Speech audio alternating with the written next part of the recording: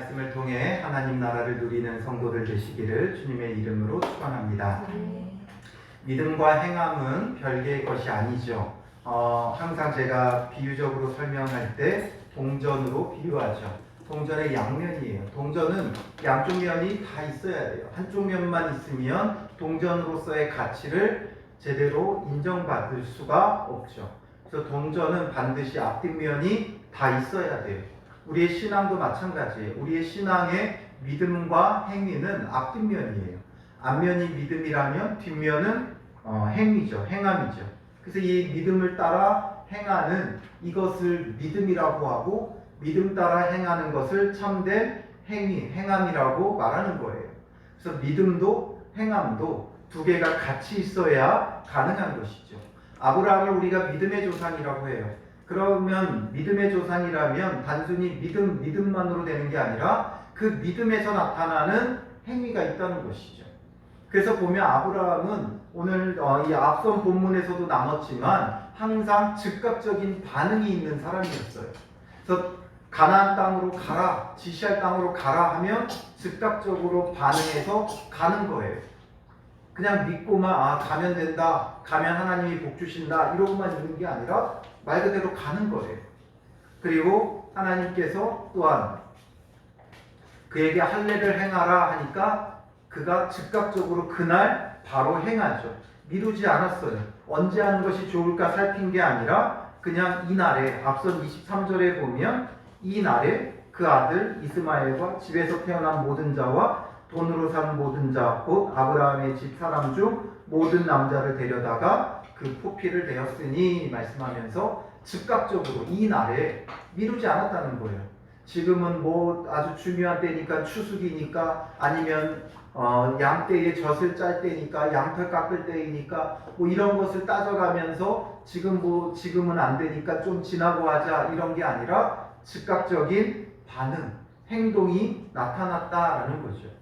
그리고 오늘 본문에는 또 하나의 아브라함의 행함이 드러나요. 그게 무엇이냐면 1절에 보면 여호와께서 마므레의 상수리 나무들이 있는 곳에서 아브라함에게 나타나시니라 말씀하죠. 마므레 상수리 나무 이 근처에 아브라함은 거하고 있었어요.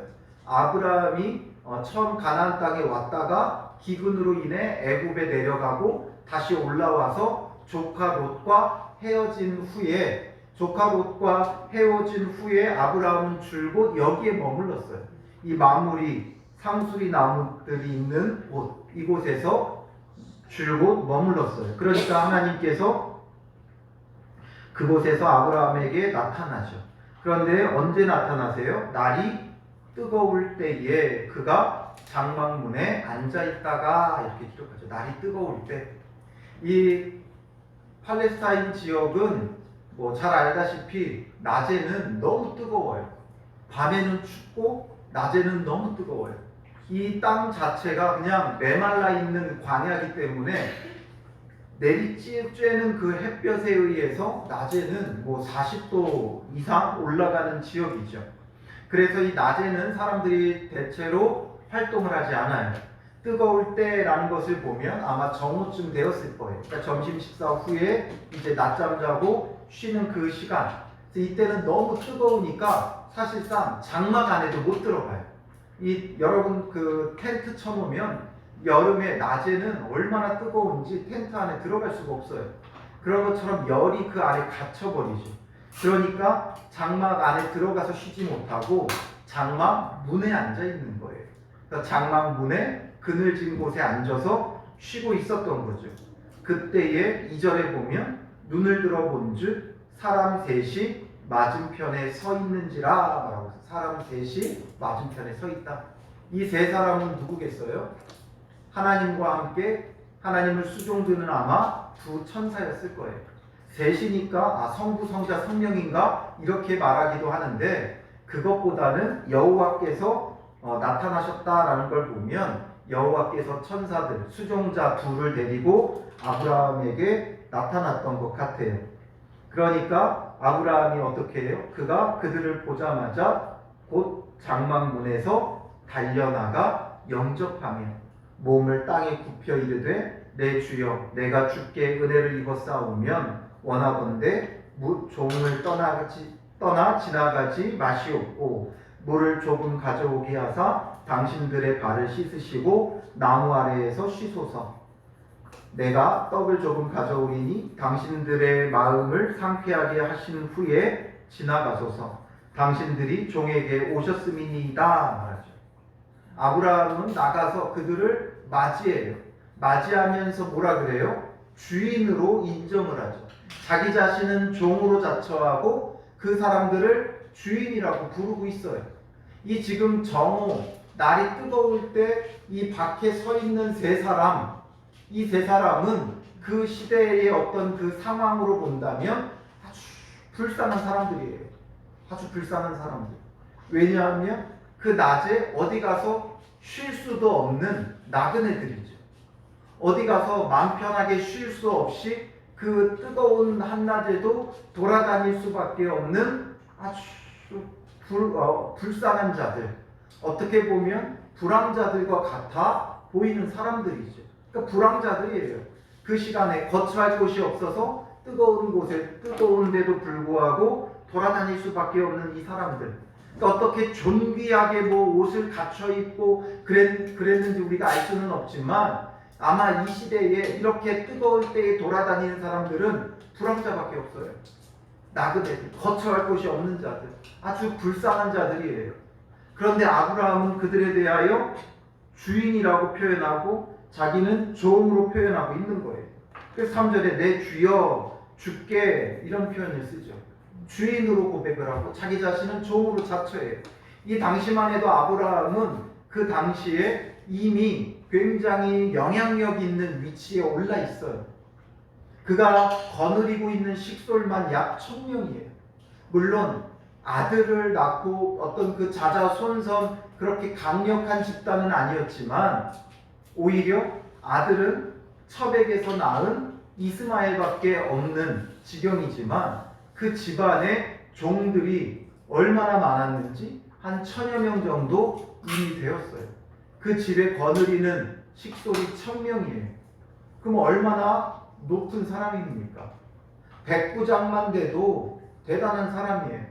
근데 지금 그런 기준으로 보면 지금 이 아브라함은 천부장과 같은 존재죠. 1000명 정도는 거느리고 다니는 아주 그런 높은 어떤 영향력 있는 그런 위치에 지금 올라 있어요. 비록 아브라함이 가나안 땅에서 나그네처럼 살아가지만 그래도 1000명의 식솔을 거느린 아주 존귀한 위치에 있죠.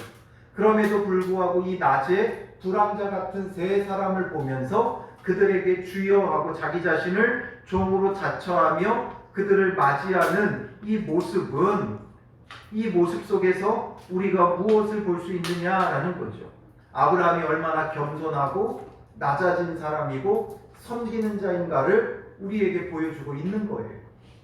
그냥 길거리에 떠도는 세 사람을 보면서도 얼른 뛰어가서 그들을 맞이하고 영접하고 물을 조금 가져와 발을 씻게 해주시고 그리고 쉬고 먹을 것을 가져올 테니 먹고 상쾌하고 편안함을 다 얻은 다음에 가십시오 하면서 내가 극진히 대접하겠습니다 하고 있는 거예요.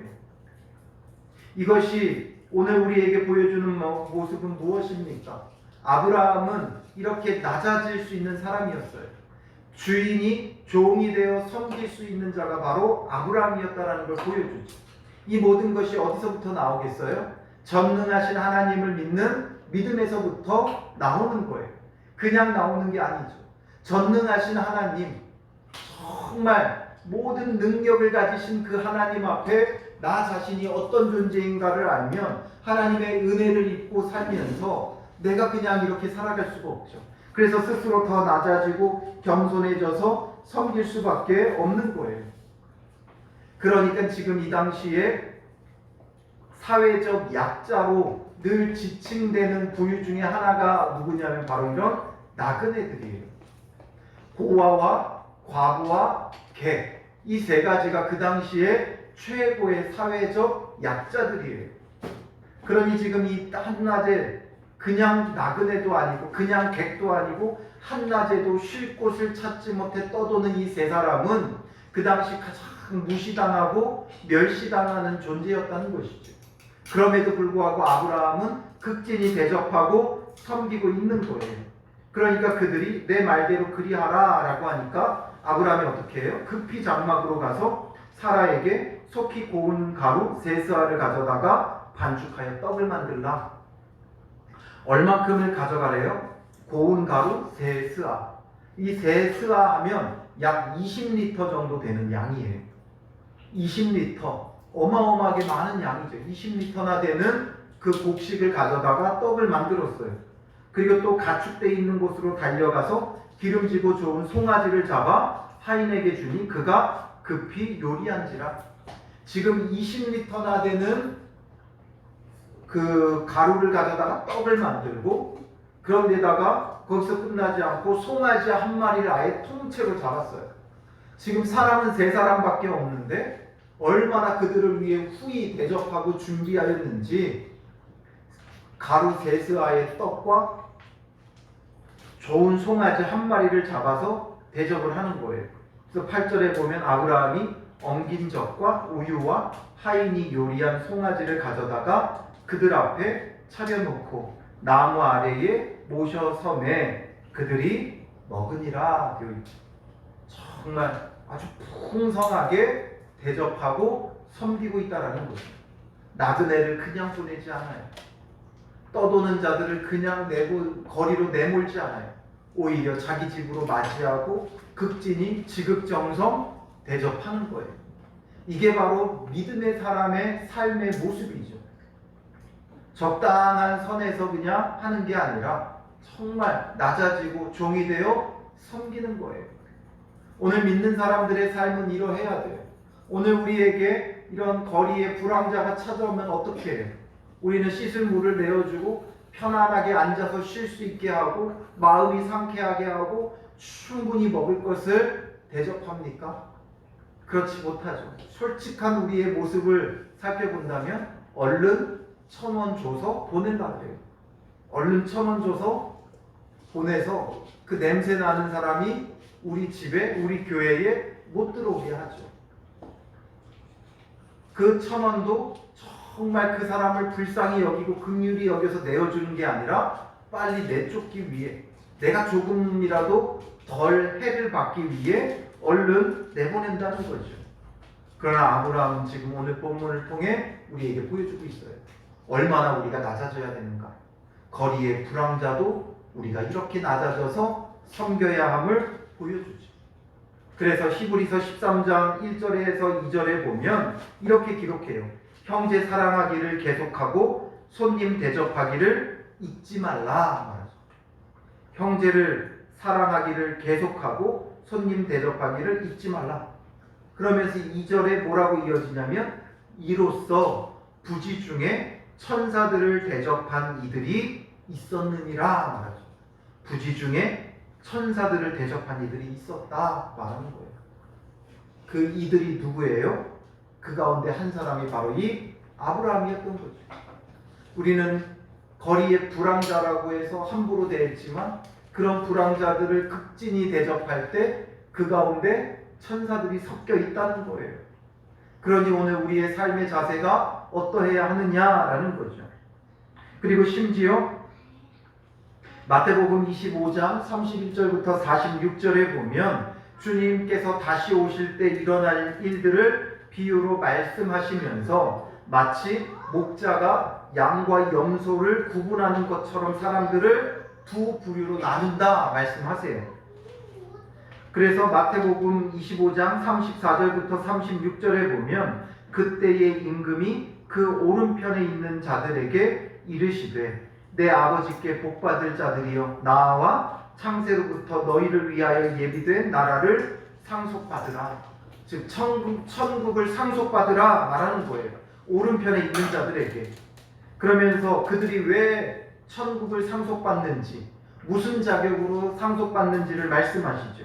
내가 줄일 때에 너희가 먹을 것을 주었고 목마를 때에 마시게 하였고 나그네 되었을 때에 영접하였고 헐벗을 젊었을 때에 옷을 입혔고 병들었을 때에 돌보았고 옥에 갇혔을 때에 와서 보았느니라 말씀하시죠. 나그네 되었을 때 영접하였다 말하죠. 그러니까 그들이 뭐라 그래요? 주여 우리가 어느 때에 주께서 주르신 것을 보고 음식을 대접하였고 목마르신 것을 보고 마시게 하였나이까? 어느 때에 나그네 되신 것을 보고 영접하였으며 헐벗으신 것을 보고 옷 입혔나이까? 어느 때에 병드신 것이나 옥에 갇힌 것을 보고 가서 배웠나이까? 말하죠. 우리는 주님 앞에 그렇게 대접한 적이 없었고 우리가 천국을 상속받을 자격이 있는지 모르겠다 말하고 있는 거예요. 그에 대하여 임금이 뭐라고 대답해요? 내가 진실로 너희에게 이르노니 너희가 여기 내 형제 중에 지극히 작은 자 하나에게 한 것이 곧 내게 한 것이니라 말씀하시죠. 지극히 작은 자에게 한 게 내게 한 것과 같다, 동일하게 여겨주신다라는 거예요. 하나님은 이렇게 동일하게 여겨주시는 것들이 참 많아요. 우리가 지금 보듯이 아브라함이 의롭다함을 받는 건 무엇 때문이라고 했어요? 믿음 때문이라는 거죠. 하나님을 향한 믿음을 가질 때 하나님은 의롭다고 여겨주시는 거예요. 그런 것처럼 헐벗고 굶주린 자에게 할 때 하나님께 하는 것으로 인정해 주신다는 거예요. 오늘 우리의 신앙은 바로 이것을 놓치면 안 돼요. 헐벗고 굶주린 자들을 우리가 어떻게 대우하고 대접하느냐, 그게 우리가 주님께 행하는 자세예요. 교회 와서는 얼마든지 잘할 수 있죠. 얼마든지 하나님을 찬양하고 예배하고 노래하고 할 수 있어요. 그러나 그것이 정말 진심에서부터 하는 것인가? 우리가 정말 우리의 마음의 중심으로서 하나님을 찬양하고 하나님을 사랑하고 하나님을 섬기는 것인가를 알려면 뭘 통해 알 수 있다는 거예요? 지극히 작은 자에게 하는 것을 보면 알 수 있다라는 거죠. 우리의 그 마음이 진심인지 아닌지는 지극히 작은 자 하나에게 하는 것, 그게 곧 하나님께 하는 것으로 인정해 주신다는 거예요. 그러니 교회에 와서 멋지게 옷을 빼입고 차려 앉아서 예배드리고 이것으로 나의 믿음을 인정받으려고 하지 말고 우리는 정말 지극히 작은 자들을 돌아봐야 돼요. 그리고 반대로 왼편에 있는 자들에게는 저주를 받은 자들아 나를 떠나 마귀와 그 사자들을 위하여 예비된 영원한 불에 들어가라 말씀하시죠. 왜 그렇게 지옥에 던져진다고 말씀하세요? 내가 줄일 때에 너희가 먹을 것을 주지 아니하였고 목마를 때에 마시게 하지 아니하였고 나그네 되었을 때에 영접하지 아니하였고 헐벗었을 때에 옷 입히지 아니하였고 병들었을 때와 옥에 갇혔을 때에 돌보지 아니하였느니라 말하죠. 그러니까 그들이 내가 그런 존재였구나 하면서 그걸 수긍하고 받아들이는 게 아니라 오히려 반문하면서 항의하죠. 뭐라 그래요?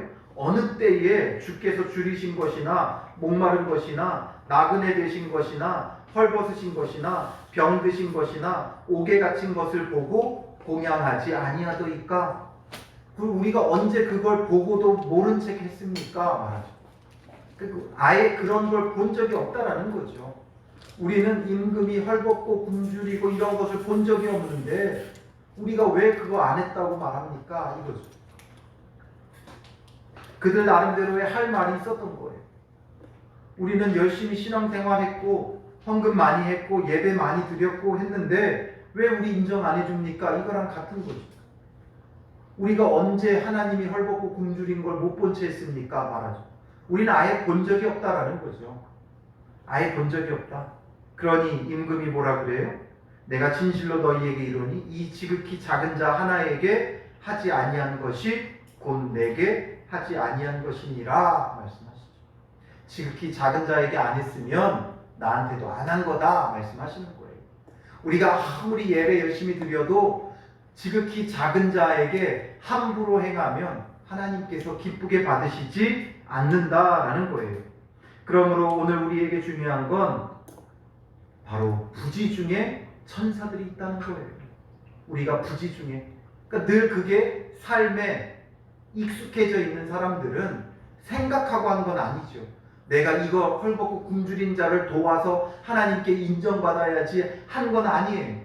그러나 하나님은 그 사이에 하나님의 천사들을, 예수 그리스도들을 숨겨놓으신다는 거예요. 그러니 평상시에 그렇게 맞이하고 돌보고 입히고 섬긴 자는 언제 천사가 오고 예수님이 와도 항상 섬길 수 있는 거예요. 그러나 섬기지 않는 자는 천사가 와도 예수님이 와도 섬기지 않고 내쫓는 자가 된다는 거죠. 아브라함은 이렇게 그냥 누군지도 모르고 나그네 세 사람을 맞이했는데 이것이 여호와 하나님과 천사들을 맞이함이 된 거예요.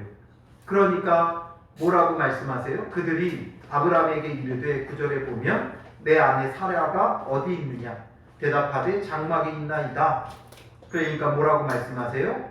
10절에 그가 이르시되 내년 이맘때 내가 반드시 내게로 돌아오리니 내 아내 사라에게 아들이 있으리라 말씀하시죠.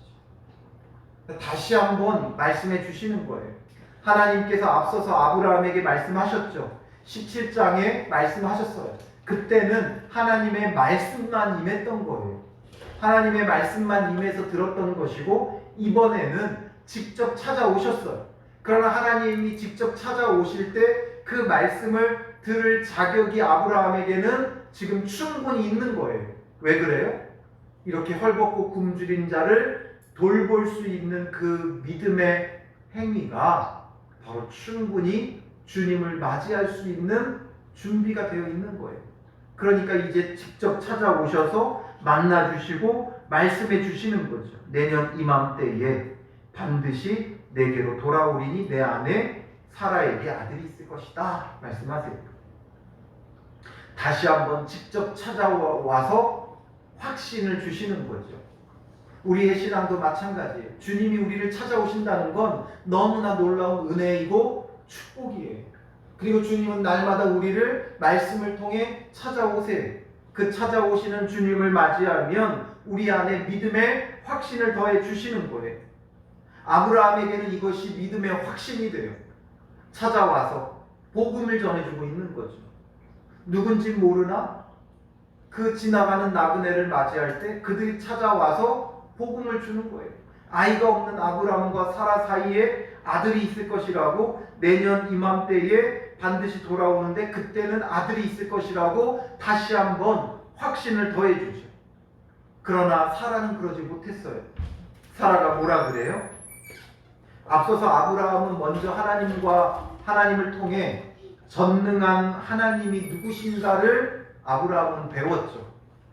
그런데 이 아브라함이 사라에게 아직 그거에 대해서 잘 전하지 못했던 것 같아요. 그 전능한 하나님을 만나고 하나님의 말씀을 따라 할례까지 행했는데 그거에 대해서 사라에게 잘 설명하고 전달해 주지를 못한 거예요. 그러니까 사라가 그 뒤 장막문에서 들었더라. 아브라함과 사라는 나이가 많아 늙었고 사라에게는 여성의 생리가 끊어졌는지라. 그러니까 사라가 어떻게 해요? 속으로 웃고 이르되 내가 노쇠하였고 내 주인도 늙었으니 내게 무슨 즐거움이 있으리요 말하죠. 생리가 끊어졌으니까 이건 이제 우리가 생리학적으로 사람이 더 이상 아이를 낳을 수 없다라는 것을 보여주죠. 그러니까 사라의 지금 처지와 환경이 그러했다는 거예요. 그러니까 이 말씀이 들리지가 않는 거예요. 아브라함과 똑같이 반응하는 거죠. 아브라함이 처음 하나님의 말씀을 들었을 때와 똑같이 반응한 거예요. 그러니까 속으로 웃으며 말하는 거예요. 그 마음의 소리는 내가 노쇠하였고 주인도 늙었으니 나도 늙었고 아브라함은 더 늙었다 이거죠. 무슨 즐거움이 있겠느냐? 앞선 본문과 연장선상이 있죠. 그래서 아브라함하고 똑같이 살아도 동일하게 반응하는 거예요. 왜 그래요? 전능한 하나님을 지금 모르는 거예요. 전능한 하나님을 모르니까 자기의 환경에 눌려서 안 된다. 웃는 거예요. 비웃는 거예요. 어이가 없는 거예요. 이것이 오늘 우리의 모습이에요. 그리고 여기서 이제 사라가 보여주는 우리의 또 다른 모습 중에 하나가 무엇이냐면 그러니까 이제 여호와께서 아브라함에게 말하죠. 사라가 왜 웃으며 이르기를 내가 늙었거늘 어떻게 아들을 낳으리요 하느냐. 사라가 왜 웃냐 이거죠. 왜 웃냐? 왜 웃냐? 왜 늙어서 어떻게 아들을 낳으리요 하느냐라는 거죠. 그러면서 하나님께서 아브라함과 사라에게 정말 가르쳐주고 싶은 것을 말씀하시죠. 여호와께 능하지 못한 일이 있겠느냐. 여호와께 능하지 못한 일이 있겠느냐. 사람의 힘으로는 생리가 끊어지면 아이를 낳을 수 없어요.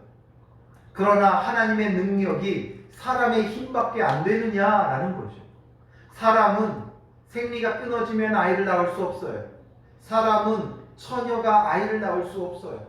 그러나 전능하신 하나님이기 때문에 전능하신 하나님은 생리가 끊어져도 아이를 낳을 수 있어요. 처녀가 아이를 낳을 수 있어요. 그건 전능한 하나님을 통해서만 가능한 일이에요. 그래서 하나님은 지금 끊임없이 계속해서 말씀하는 건 전능한 하나님이다라는 것을 깨닫게 하시기 위한 거예요. 아브라함과 사라를 지금 무엇으로 훈련시키는 거예요?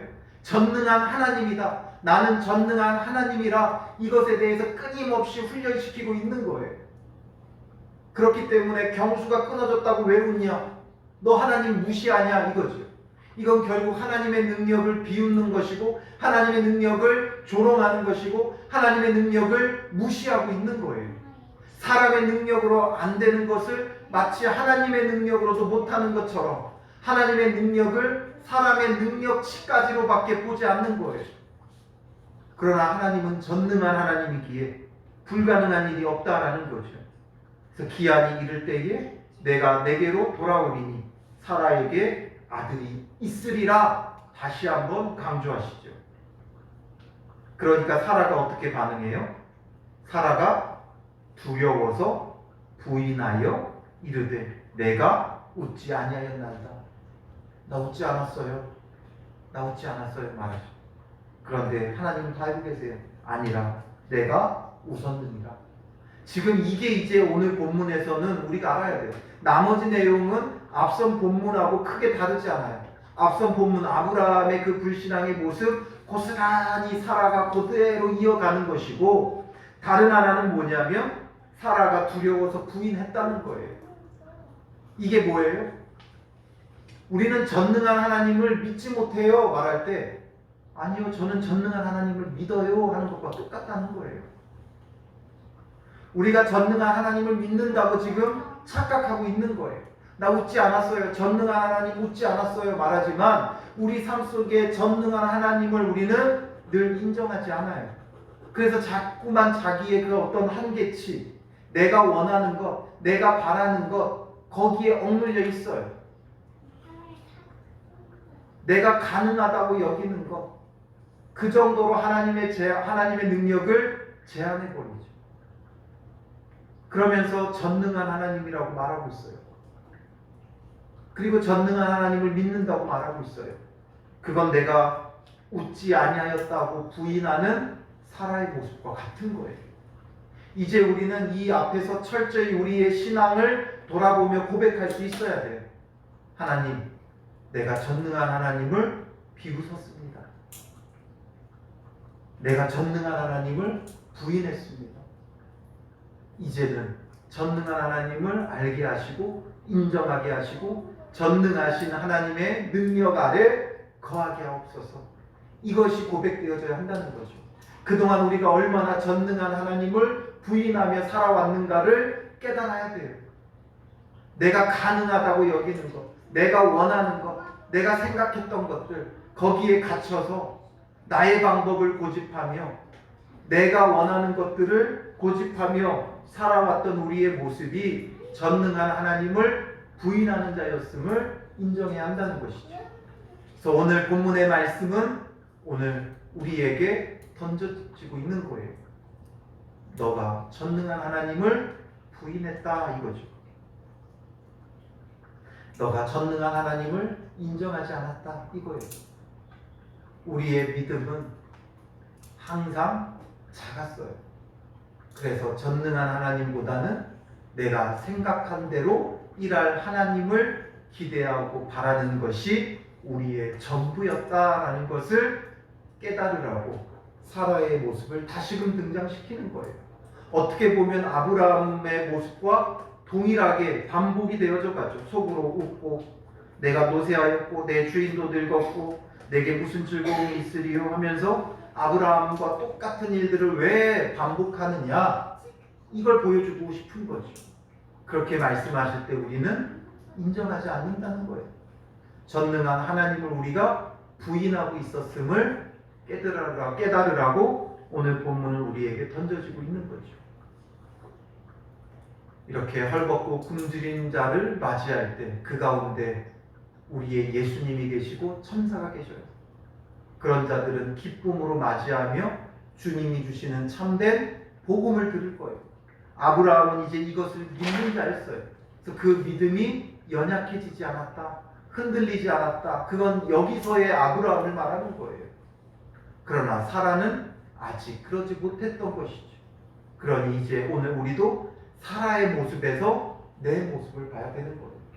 전능한 하나님을 인정하지 못했던 우리의 모습, 그저 내가 바라는 것이나 해결되어졌으면 하는 그런 모습들을 우리가 주님 앞에 회개하며 이제는 정말 전능한 하나님을 알게 하옵소서. 이제 점점 더 창세기를 통해 하나님께서 우리에게 무엇을 지금 훈련시키는가가 선명해지고 있죠. 바로 전능한 하나님이에요. 전능한 하나님, 엘샤다이의 하나님, 이 하나님을 우리가 만날 수 있어야 돼요. 창세기 1장부터 50장까지 우리가 약 90여일 동안 이제 묵상해 가고 있는데 90여일 동안 묵상해야 다 끝나는데 그 속에서 하나님께서 우리가 창세기를 묵상하게 하신 이유는 전능한 하나님을 만나라는 거예요. 전능한 하나님이 고백되어지는 삶을 살아가라는 거예요. 엘샤다이의 하나님이 이제 우리에게 조금씩 선명해져 가고 있어요.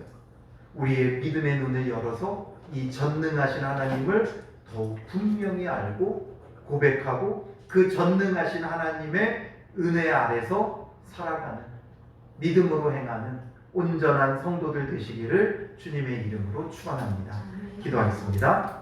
살아계신 아버지 하나님, 우리에게 점점 전능한 하나님을 선명하게 보여주시는 은혜를 누리게 하심을 감사합니다.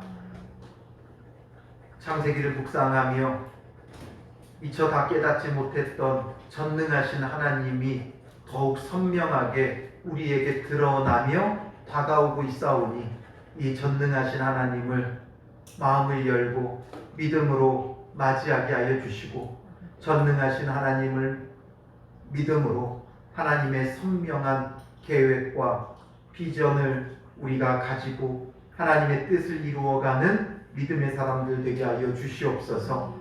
전능한 하나님을 믿는 것이 어떤 것인지를 분명히 알게 하시고, 전능한 하나님을 믿음으로 우리의 육체의 한계를 뛰어넘어 하나님 나라를 이 땅 가운데 이루어가는 사명자들이 다 될 수 있도록 인도하여 주시옵소서.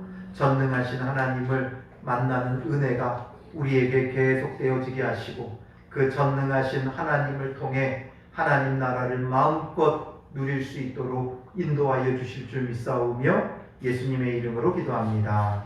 아멘.